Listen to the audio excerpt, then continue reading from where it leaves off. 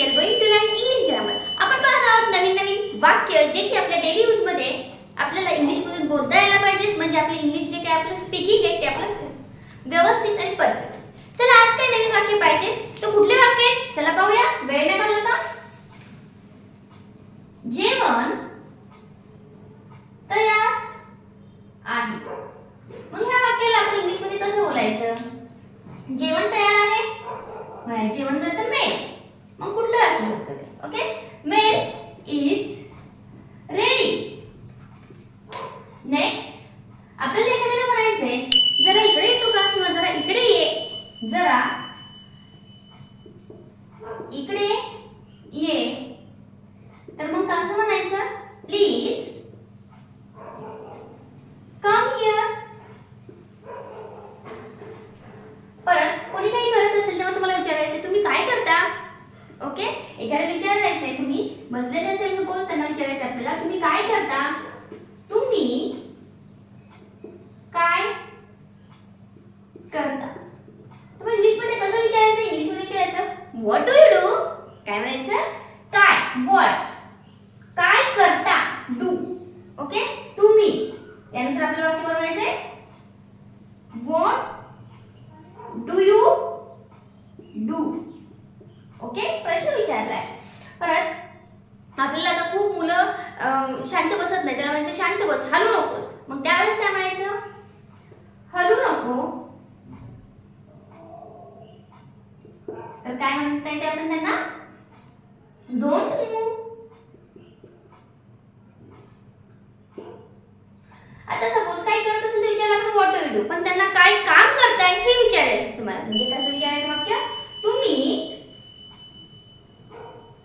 काय काम करता.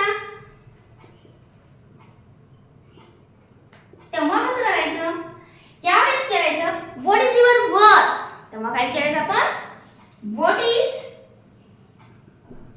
Is your work. तुमचं काम काय आहे किंवा तुम्ही काय काम करता, यावेळेस तुम्ही असं विचारा. ओके, हे वाक्य तुम्ही डेली लाईफ मध्ये खूप हे म्हणू शकता, रोज वापरतो आपण.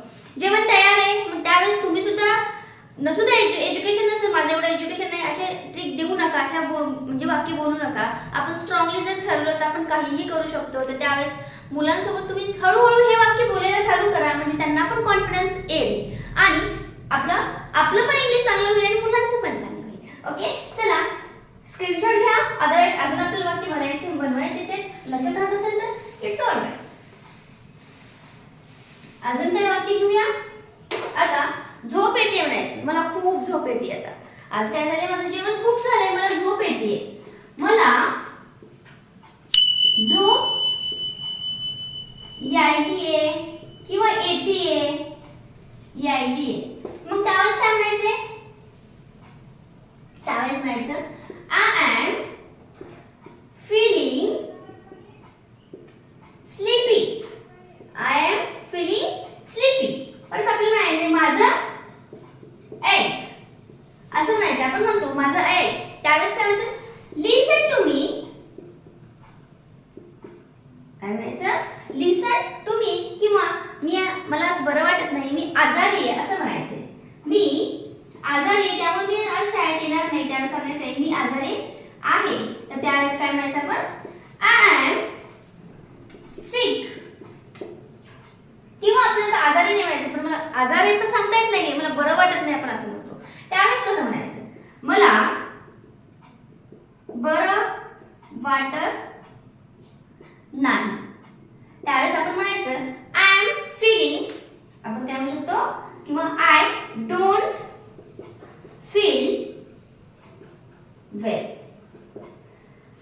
आय डोंट फील वेल, मला काही चांगलं वाटत नाहीये. अशा प्रकारचे सेंटेन्स आहे जे आपण डेली लाईफ मध्ये यूज करतो. आपण आज 10 सेंटेन्स घेतले, असंच आपण वरचेवर सेंटेन्स घेणार आहोत आणि डेली यूज मधले सेंटेन्स आपण वापरात घ्या. तुम्ही बोलत चला, म्हणजे तुमचं इंग्लिश परफेक्ट होईल. यासारखे सेंटेन्स वापरत जा. फर्स्ट थिंग वापरत जा. ओके, तुमच्याकडे काही असे सेंटेन्स असतील, तुम्हाला काही कन्फ्युजन असेल, कमेंट मध्ये सांगत चला. व्हिडिओ कसा वाटला हे सुद्धा कमेंट मध्ये सांगत चला. लाईक करून घ्या आणि चॅनल सबस्क्राइब करायला विसरू नका. ओके.